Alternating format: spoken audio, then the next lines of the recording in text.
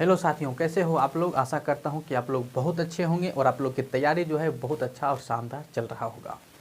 तैयारी को एकदम जम के कीजिए और हम आपके लिए इसी कड़ी में आपके लिए एक बहुत ही इंपॉर्टेंट वीडियो लेकर आया हूं थेल्स पढ़ी में। थेल्स पढ़ी में जो कि एग्ज़ाम में आने की भरपूर संभावना है और बहुत सारे बच्चे को इसमें लेकर कन्फ्यूजन रहता है। तो इसी बीच जो है आपकी इस मुश्किल को आसान बनाने के लिए मैं ये वीडियो ला रहा हूँ। तो ये वीडियो को जो है आप शुरू से लेकर लास्ट तक पूरा देखें ताकि थेल्स पढ़ी में का डर आपके अंदर से निकल जाए और आप हंसते हंसते थेल्स पढ़ी में को सीख जाएं। तो चलिए इस वीडियो को शुरुआत करते हैं। चैनल पे नए आए हैं तो सब्सक्राइब करके बेल आइकन को ऑन करना ना भूलें। वीडियो पसंद आएगा तो लाइक कर दीजिएगा और एक कमेंट करके बता सकते हैं वीडियो कैसा लगेगा। तो चलिए यहाँ पे शुरुआत करते हैं। देखिए, थेल्स पढ़ी में को समझने के लिए पहली बात तो कुछ बातें आपको जानना चाहिए जो हम बताते हैं। पहली बात, थेल्स पढ़ी में का जो थ्योरम है उस कथन को आपको याद होना चाहिए, क्योंकि एग्ज़ाम में जो है सामान्यतः कथन ही दे देता है और उसके हिसाब से फिर आपको सिद्ध करना होता है। तो हम ये देखे हैं ऑफलाइन क्लास में कि बहुत सारे बच्चे को ये कथन याद करने में भी मुश्किल का सामना करना पड़ता है। तो यहाँ पे जो है हम थोड़ा सा इस कथन को याद कराने का प्रयास करेंगे। मेरे साथ साथ जो है आप यहाँ पे रिपीट करते चलेंगे। आवश्यकता पड़े तो आप पीछे करके भी देख सकते हैं। यहाँ पे वीडियो आप देख रहे हैं तो जितना बार चाहे पीछे आगे पाछे स्पीड कम जैसे मर्जी हो वैसे करके देख सकते हैं। बहुत आसान है। तो चलिए पहले हम जो है यहाँ पे थेल्स पढ़ी में के कथन को समझते हैं और उसको पहले याद करने का प्रयास करते हैं।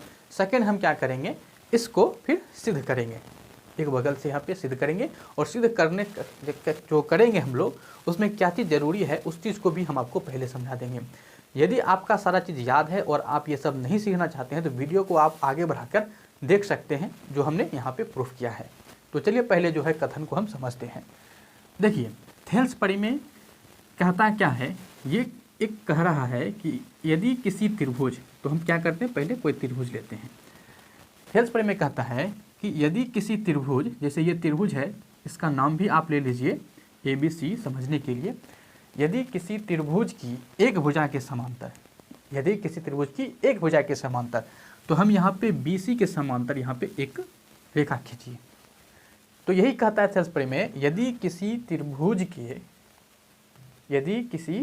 के किसी एक रेखा के समांतर खींची गई रेखा, इसके समांतर कौन सी रेखा खींचा गया, ये रेखा खींचा गया है। तो इस रेखा का जो है नाम देते हैं D और E नाम दे देते हैं। खींची गई रेखा अन्य दो भुजाओं को, इसके समांतर हमने BC के समांतर खींचा तो अन्य दो भुजा कौन सा रह गया, AB और AC। अन्य दो भुजाओं को जिन बिंदुओं पर परिच्छेद करते हैं, तो किन बिंदुओं पर परिच्छेद कर रहे हैं, तो ये बिंदु D और बिंदु E पर यहाँ पे ये परिच्छेद कर रहे हैं, जो कि DE समांतर रेखा है BC के। कहाँ पे कर रहे हैं, D और E पे परिच्छेद कर रहे हैं। परिच्छेद जो कर रहे हैं वे बिंदु कौन, D और E, बिंदु D और E भुजा AB और AC को जो है समान अनुपात में विभाजित करते हैं, यानी AD बटे BD बराबर AE बटे EC, ऐसा ये कहते हैं। यही क्या है, थेल्स पढ़ी में है। इस चीज़ को ज़रा आप यहाँ पे फिगर पे देख के याद करने का प्रयास करेंगे।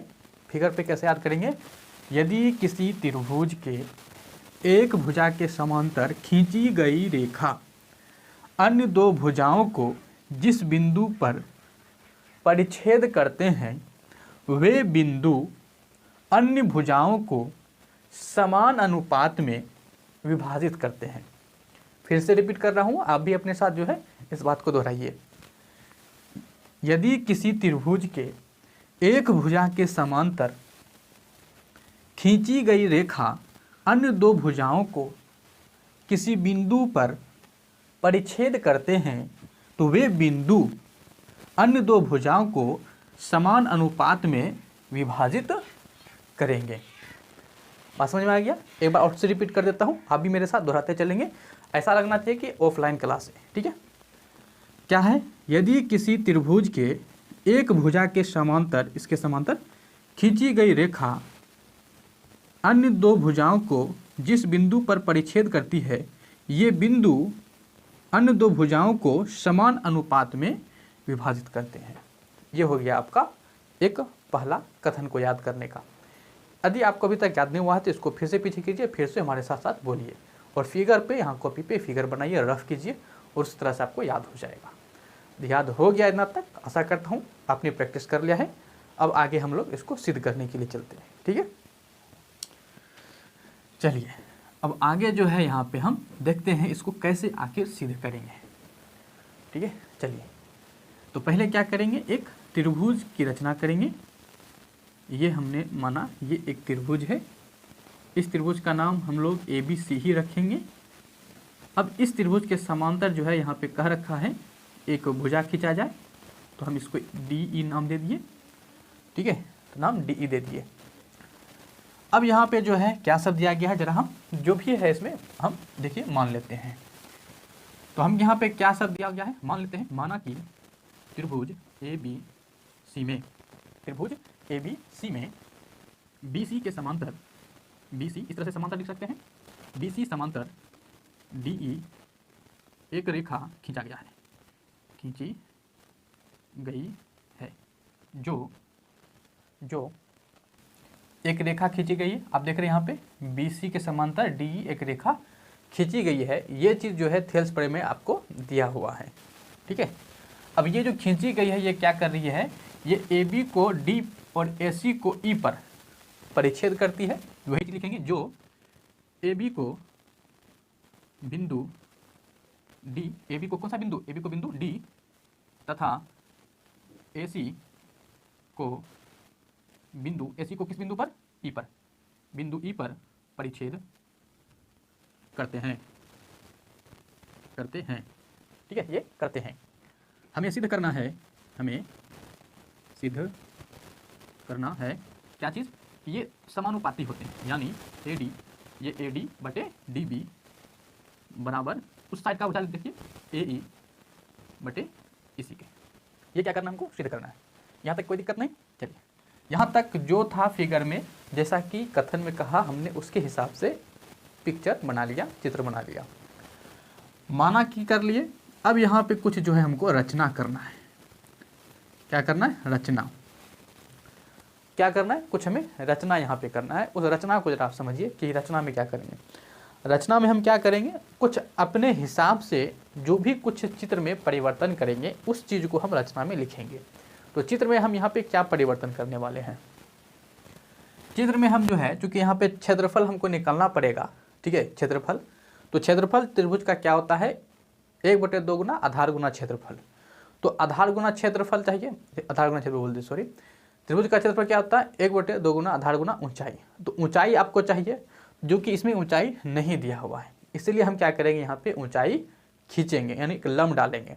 तो हम वो चीज़ चाहिए हमको, इसलिए हम क्या करेंगे, रचना करेंगे। D से हम क्या कर लेते हैं, यहाँ से एक लंब डालते हैं, यहाँ पे ये लंब डाल दिए, इसका नाम M दे दिए। E से जो है इसी तरह से हम यहाँ पे लंब डाल दिए, ये भी लंब डालेंगे तो 90 डिग्री बनेगा। इधर M है तो इधर N ले लिए। ठीक है, ताकि आपको आसान रहे, जो सब आसान रहे उसी के अकॉर्डिंग हम मान रहे हैं।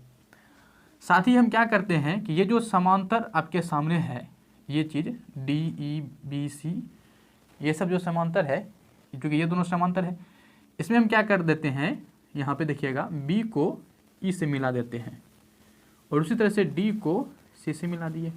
तो यहाँ पे भी आपको त्रिभुज बन गया। इसका भी बेनिफिट है, इसका भी क्या रोल है यहाँ पे, उसको भी देखेंगे, जरा समझिए। लेकिन यहाँ पे आगे बढ़ने से पहले एक चीज़ हम आपको समझा देते हैं कि ये जो हमने लंब डाला, ठीक है, ये जो लंब डाला, EN लंब डाले हैं किस पर, यहाँ पे इस भुजा पे। हम यहाँ पे क्या किए, ये AB भुजा लिए। यहाँ समझिएगा ज़रा, क्योंकि यहाँ पे ना कन्फ्यूज़न यहीं पे रहता है, यहाँ भी एक कन्फ्यूज़न है, तो पहले इस कन्फ्यूज़न को हम दूर करते हैं। यहाँ पे हमने क्या किया, ये जो AB भुजा है हमने इसको इस तरह से लिया, ये रह गया हमारा A, ये हो गया B, ऐसे करके हमने इसको बिछा दिया। अब इस पर क्या है, एक लंब डाले हैं, तो लंब यहाँ पे हमने ये डाल दिया। ये लंब आपको लग रहा है कि उस साइड है, A के साइड ज़्यादा है, तो चलिए हम यहाँ पे जो है यहाँ पे लंब डाल दिए। लंब क्या डाल दिए हैं, तो आप बोलेंगे A पर N है और उधर जो है वो E है, कोई बात नहीं है, क्या दिक्कत है। ठीक है, अब आप देखिए, अब आप इसको देखिए, क्या ये जो लंब है ये AB पर है या नहीं है, AB पर है। लेकिन हम यहाँ पे क्या करते हैं कि बीच में एक बिंदु D दे देते हैं, बीच में एक बिंदु D दे दिए, तो क्या ये लंब AD पर होगा कि नहीं होगा।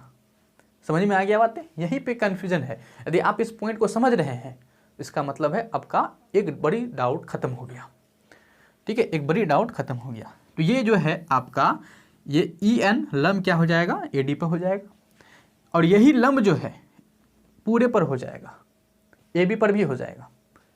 समझ आ रही बात ना, क्योंकि इसको हटा दें तो क्या दिख रहा है आपको कि ये जो लम है ये पूरे पर है, और यहाँ से ये दे दिए, इसको हटा दिए तो क्या दिख रहा है, इस पर है। यानी कि जो लम होता है वो पूरे लाइन पर का लम है। अब पूरे लाइन में कहीं भी बिंदु दे दीजिए, सबके लिए यही एक लम काम करेगा। क्लियर है बात? चलिए, बहुत अच्छे। और इसी तरह से जो है इस भुजा पर भी लागू होगा कि जो यहाँ पे ई एन लम है इस पर, तो इस भुजा पे कौन सा लम है, यहाँ पे लम है डी एम लम। तो डी एम लम जो होगा ये इस पर भी होगा, इस पर भी होगा, अब पूरे पर होगा। कहीं भी लेंगे उस भुजा में पूरे पर हो जाएगा। चलिए, तो हमने क्या किया, दो चीज़ किए, एक तो लम डाले, दो लम डाले और कुछ बिंदु को मिला दिए, उसी चीज़ को लिखेंगे। तो हमने क्या किया, त्रिभुज ए बी सी में क्या किए, ए बी लंब, ए बी पर लंब, लंब को हम ऐसे लिख सकते हैं। ठीक है, इस तरह से लिख सकते हैं, ए बी पर लंब डाला तो ये ए बी है, इस पे कौन सा लंब है, ये है आपका लंब। ए बी पे लंब डाले ई एन, तथा ये तो इस साइड का हो गया, उस साइड में क्या किए, ए सी लंब डाल दिए। ए सी पे कौन सा लंब है, यहाँ बोलेंगे ये लंब है, कौन सा लंब, डी एम, डी एम। साथ ही और हमने एक काम किया, साथ ही बी को ई से और डी को सी से, साथ ही डी को या ऐसे लिख सकते हैं आप, डी ई एवं डी सी को मिलाया। बस इतना काम किए हम, बस इतना हमने रचना में किया है, इससे ज़्यादा रचना में कुछ नहीं किए हैं। बोले यहाँ तक कोई दिक्कत है? थोड़ा समय लगेगा लेकिन डाउट नहीं रहेगा, गारंटी है डाउट नहीं रहेगा। तो वीडियो को पूरा देखें। यहाँ तक यदि क्लियर है तो पहले आप इसको जो है या तो नोट कर लीजिए, या कहीं और आप वीडियो देख रहे हैं तो स्क्रीनशॉट ले लीजिए, हम हट जाते हैं। चलिए, ले लिए, क्योंकि यहाँ पे क्या करा, अब ये सब मिटाने वाले हैं हम। ठीक है, चलिए, तो इतना सारे होने के बाद अब हम जो है अपना आगे स्टेप बढ़ाएंगे, और आगे स्टेप क्या होगा, वो होगा हमारा प्रमाण। ठीक है, क्या होगा, प्रमाण। तो यहाँ से लिखेंगे आप प्रमाण, एकदम हूबहू एग्जाम में ऐसे ही लिखना है। प्रमाण, प्रमाण में क्या करना है समझिए, काम करना सीधा शुरू कीजिए। एरिया ऑफ त्रिभुज ए डी ई, ये इसका मतलब क्या हो गया, ये जो हमने लिखा ये ए आर का मतलब होता है एरिया। ठीक है, ए आर का मतलब क्या होता है, एरिया, और एरिया का मतलब क्या होता है, क्षेत्रफल। चलिए, ये बात भी हम बताते हैं, क्षेत्रफल होता है। तो शॉर्ट में जो है हम लिखते हैं इस तरह से, आप लिख सकते हैं एरिया ऑफ त्रिभुज ए डी ई, यानी कि त्रिभुज ए डी ई का क्षेत्रफल हो गया। एकदम बेसिक से समझिए। तो त्रिभुज का क्षेत्रफल क्या होता है, 1/2 गुना आधार गुना ऊंचाई, ये ना होता है त्रिभुज का क्षेत्रफल, तो ये होता है। इसी का फॉर्मूला यहाँ पे यूज़ करेंगे। तो कौन सा है, A D E, A D E दिख रहा है आपको, ये वाला। अब इसमें जो है 2 बार जाना है, क्योंकि इसमें 2 लम्ब हो गया, 2 बार जाना है। तो एक बार क्या करते हैं, इस साइड पे काम करते हैं, इस साइड पे, उसके बाद हम फिर उस साइड पे काम करेंगे। तो इसमें आए और इस साइड पे काम कर रहे हैं, तो यहाँ पे जो है क्या लेंगे, 1/2 आधार क्या लेंगे, तो आधार लेंगे, लम्ब यहाँ पे है, लम्ब ये वाला है ना, लम्ब यहाँ पे है, तो आधार क्या हो जाएगा, जिस पर ये है, तो आधार हो जाएगा हमारा ए डी, और लम्ब हो जाएगा, इस पर कौन सा लम्ब है, ये वाला लम्ब है। तो इसको एन ई लिखो या ई एन लिखो, कोई दिक्कत नहीं है। समीकरण 1, समीकरण 1। फिर एरिया ऑफ त्रिभुज ये ले लिए, अब आधार ये ले लिए, अब आधार हमको ये वाला लेना है।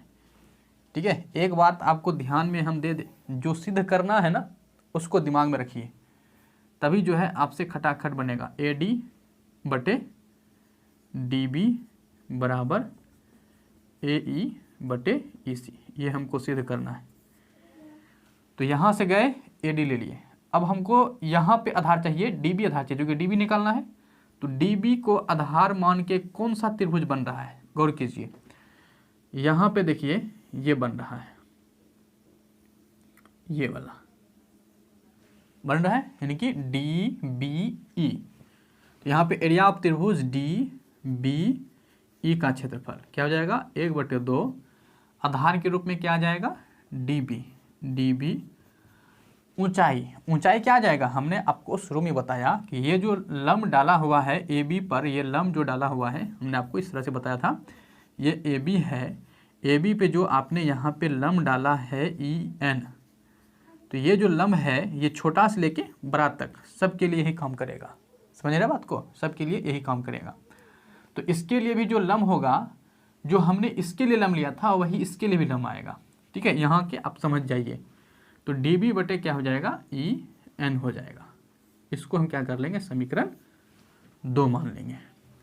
अब हमको ये क्या चाहिए, दोनों बटे में चाहिए। बात समझ में आ रही है, दोनों हमको ए डी बटे डी बी चाहिए। ए डी तो है, डी बी तो है, लेकिन दोनों बटे में नहीं है।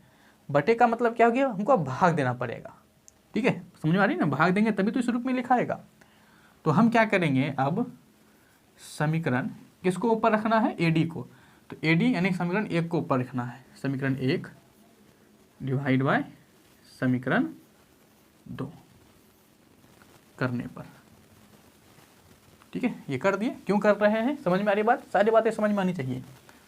तो हमारे पास क्या हो जाएगा यहाँ पे, एरिया ऑफ त्रिभुज ए डी ई बटे एरिया ऑफ त्रिभुज डी बी ई बराबर ऊपर क्या हो जाएगा, 1/2 A D Guna E N, और नीचे में क्या आ जाएगा, ये चीज़ें लिखा जाएगा 1/2 गुना डी बी गुना ई एन।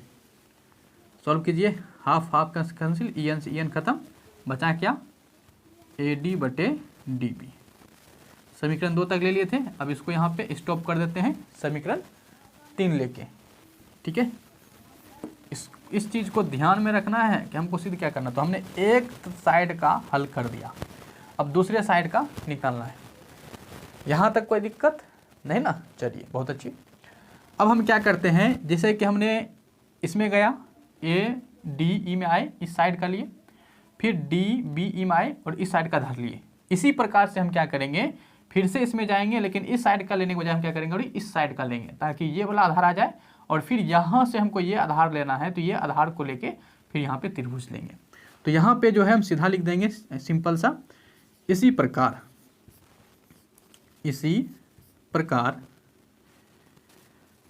एरिया ऑफ त्रिभुज ए डी ई बटे एरिया ऑफ त्रिभुज ए डी ई ले लिए ऊपर वाला, नीचे वाला क्या लेंगे, आधार हमको चाहिए ई सी। अब इन दोनों को आधार से कौन सा त्रिभुज बन रहा है, जरा देखिए, आधार ये हो गया, तो यहाँ से इधर गया और यहाँ से इधर आया, यानी कि डी ई सी। ठीक है, तो डी ई सी किसी तरह से लिख सकते हैं, कोई दिक्कत नहीं है, कोई दिक्कत नहीं है। आप ई डी सी भी लिख सकते हैं, कोई दिक्कत नहीं है, समझ लीजिए बस इस बात को। ठीक है, ये हो गया डी ई सी बराबर क्या हो जाएगा, तो इसका क्षेत्रफल क्या होगा, 1/2 आधार क्या लेंगे, इस साइड का ए ई गुना ऊंचाई। ए ई पर लंब कौन है, तो आप बोलेंगे ये लंब है, इसका नाम क्या हो जाएगा, ये डी एम। तो डी एम इसका लंब हो गया, बटे 1/2 आधार क्या आ जाएगा, ई सी, लंब तो यही रह जाएगा डी एम।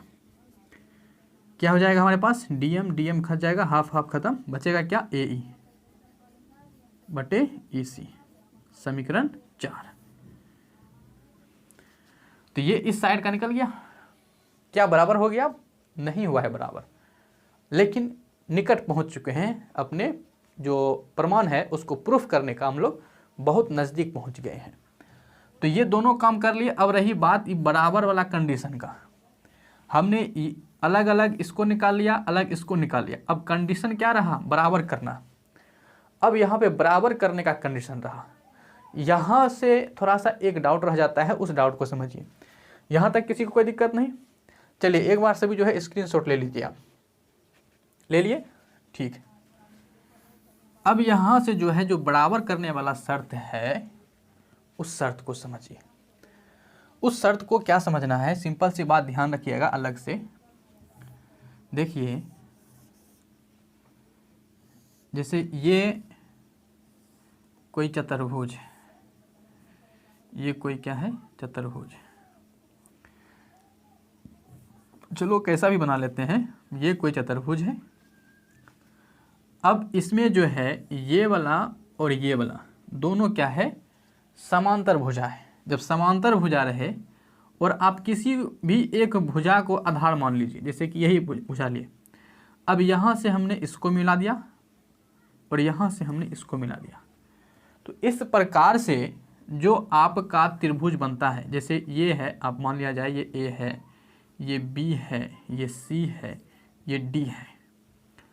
आधार हमने क्या किया, ए बी को आधार जब आप मानिएगा तो सेम आधार और कंडीशन क्या है, दोनों समांतर होना चाहिए, बराबर नहीं, समांतर। ठीक है, समांतर है और एक ही आधार से जब आप दो त्रिभुज बनाइएगा तो दोनों का क्षेत्रफल बराबर होता है, ये अलग से आप याद रखेंगे। ठीक है, ये एक अलग परिमेय है। जब आप दो समांतर रेखा के बीच एक ही आधार मानकर, एक ही आधार पर जब त्रिभुज बनता है, एक ही आधार से जब दो त्रिभुज बनता है तो उस त्रिभुज का क्षेत्रफल बराबर होता है। या आप इसको भी देख लेंगे कि यदि आप ये आधार है तो इस आधार से कौन सा त्रिभुज बन रहा है, ये वाला। ठीक है, और कौन सा बन रहा है, तो ये वाला, तो ये दोनों का क्षेत्रफल बराबर होगा। और वहीं ऊपर वाला को आधार मानते हैं तो इससे क्षेत्रफल कौन त्रिभुज बन रहा है, ये वाला, ये बन रहा है। और इसी को आधार मान के एक त्रिभुज और भी बन रहा है, ये वाला, तो इन दोनों का क्षेत्रफल बराबर होगा। ठीक है, ये ध्यान रखेंगे, बस यही है और कुछ नहीं है। अब यहाँ जो है फिगर में आप देखिए कि DE समांतर है BC के, और यहाँ जो आपके पास है यहाँ का नीचे वाला, जैसे DBE और DEC दोनों जो है इसी के बीच बन रहा है। तो यहाँ हम क्या लिखेंगे, चूंकि त्रिभुज कौन सा, ये DBE एवं त्रिभुज DEC, देख लीजिए एक बार फिगर में, DBE ये वाला इसी आधार पे बन रहा है, और DEC इसी आधार पे बन रहा है, और दो समांतर रेखा के बीच बन रहा है। क्योंकि त्रिभुज इतना और इतना एक ही आधार ये सब लिखना होता है, क्योंकि आप प्रूफ कर रहे हैं तो ये चीज़ लिखना पड़ता है। एक ही आधार एवं दो समांतर रेखा, तो समांतर रेखा कौन कौन, DE समांतर BC के बीच बन रहा है, या के बीच स्थित है, लिख दीजिए के बीच स्थित है। इसलिए एरिया ऑफ त्रिभुज कौन सा, DBE, एरिया ऑफ त्रिभुज DBE बराबर एरिया ऑफ त्रिभुज DEC का क्षेत्रफल बराबर हो जाएगा। समीकरण 4 तक माने थे, ये हो गया हमारा समीकरण 5। ठीक है, समझ में आई यहाँ तक बात है। बस ये एक यहाँ भी एक डाउट रहता है, तो इस चीज़ को आप ध्यान रखेंगे कि किसी भी समांतर चतुर्भुज के अंतर्गत एक ही आधार पे यदि दो त्रिभुज बनता है तो वो दोनों त्रिभुज का क्षेत्रफल बराबर होता है, ये चीज़ ध्यान रखेंगे। अब यहाँ जो आपका त्रिभुज बन रहा था, यहाँ ये चतुर्भुज के अंदर इस आधार पे जो बन रहा था त्रिभुज DBE, और इसी आधार पे बन रहा था DEC, तो ये दोनों का क्षेत्रफल क्या हो जाएगा, बराबर हो जाएगा। वही चीज़ हमने यहाँ पे लिखा है कि चूंकि त्रिभुज DBE और DEC एक ही आधार एवं दो समांतर रेखा DE और BC के बीच स्थित है, इसलिए इसका क्षेत्रफल बराबर होगा। बात समझे। यदि आपको इतना लिखने में दिक्कत होता है, यदि लिख सकते हैं तो बहुत अच्छी बात है, नहीं लिख सकते हैं तो आप बस इतना लिख दीजिए, चूंकि DE समांतर BC, ठीक है, क्योंकि DE समांतर BC और इतना त्रिभुज एक ही आधार पे बनता है, दोनों बराबर है। और नहीं भी तो लिख दीजिए इतना समांतर इतना है, इसलिए ये दोनों का एरिया बराबर हो जाएगा। लेकिन पूरा आप लिखेंगे तो काफ़ी अच्छा रहेगा। आप इतना हमने बहुत शॉर्ट करके लिखा है, बहुत आसान है, ठीक है। चलिए यहाँ तक कोई दिक्कत, यहाँ तक दिक्कत नहीं है। अब यहाँ पे समझिए, अब DBE और DEC का क्षेत्रफल बराबर हो गया। समीकरण 3 को गौर से, यहाँ पे 3 इंपॉर्टेंट है आपके लिए, और समीकरण 4 और समीकरण 5, इसका अब कोई काम नहीं है। बस समझ रहे?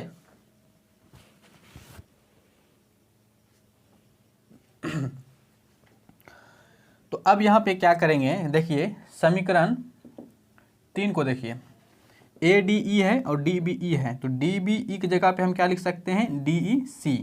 तो यहीं पे हम यहाँ पे चलेंगे, ऊपर मिटाते हैं, यहीं पे लिखेंगे समीकरण किससे, 3 और 5 से, समीकरण 3 एवं समीकरण 5 से। समीकरण 3 क्या है, एरिया ऑफ त्रिभुज ADE बटे एरिया ऑफ त्रिभुज DBE की जगह आप क्या लिख सकते हैं, तो DBE की जगह पे आप DEC लिख सकते हैं, DEC लिखेंगे, DEC बराबर, ये किसके बराबर है, AD बटे DB के। इसको मान लिया समीकरण 5 तक था, अब समीकरण 6 हो गया, कहानी खत्म, कहानी खत्म। कैसे कहानी खत्म, समीकरण 6 और समीकरण 4 देखिए, जो यहाँ लिखा हुआ है वही चीज़ यहाँ लिखा हुआ है, ADE ADE, DEC DEC, ठीक है। ये दोनों क्या है, समान है, तो ये भी दोनों क्या हो जाएगा, समान हो जाएगा। तो यहाँ पे हम सिंपल सा लिख देंगे, समीकरण कितना से, 4 एवं समीकरण कितना से, 6 से क्या हो जाएगा, ये वाला भाग और ये वाला भाग बराबर हो जाएगा, AD बटे DB बराबर AE बटे EC। ये हो गया आपका क्या, प्रूव्ड। आप प्रमाणित लिख सकते हैं या प्रूव्ड भी लिख सकते हैं, प्रूव्ड।